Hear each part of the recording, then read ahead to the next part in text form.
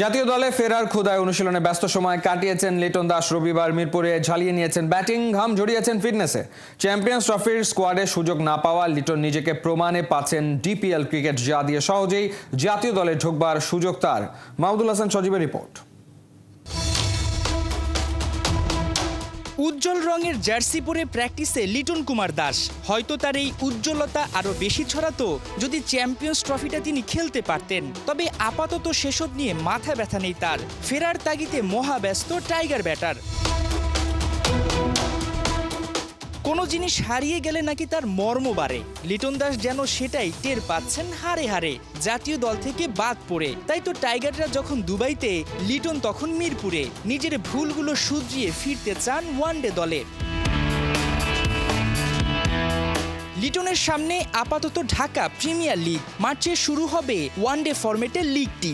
জিম্বাবুয়ের বিপক্ষে ওয়ানডে সিরিজের আগে যা হতে পারে এলকেডির জন্য দারুণ প্রস্তুতি।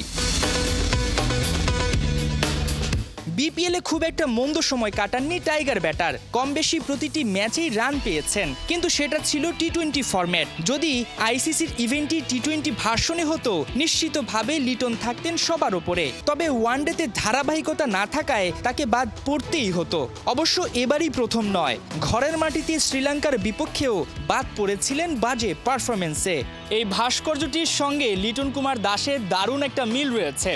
অসাধারণ একটি শট খেলার অবয়বে দাঁড়িয়ে রয়েছে ভাস্কর্যটি, যেটি দেখলে যে কেউই মুগ্ধ হবেন, যেমনটি মুগ্ধ হয়ে থাকেন লিটন কুমার দাসের দারুণ শটে।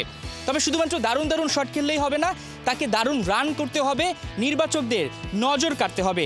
জাতীয় দলে ফেরা লিটন কুমার দাসের জন্য সহজ, আবার চ্যালেঞ্জও বটে। পারভেজ হোসেন ইমন যদি চ্যাম্পিয়ন্স ট্রফিতে রান করে ফেলেন, তবে লিটনের জন্য চ্যালেঞ্জটা দ্বিগুণ হবে।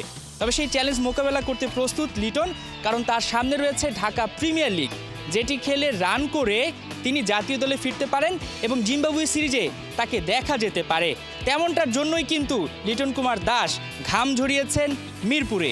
দ্রুতই তার ক্লাসিক্যাল শট দেখার অপেক্ষায় রয়েছে ভক্তরা।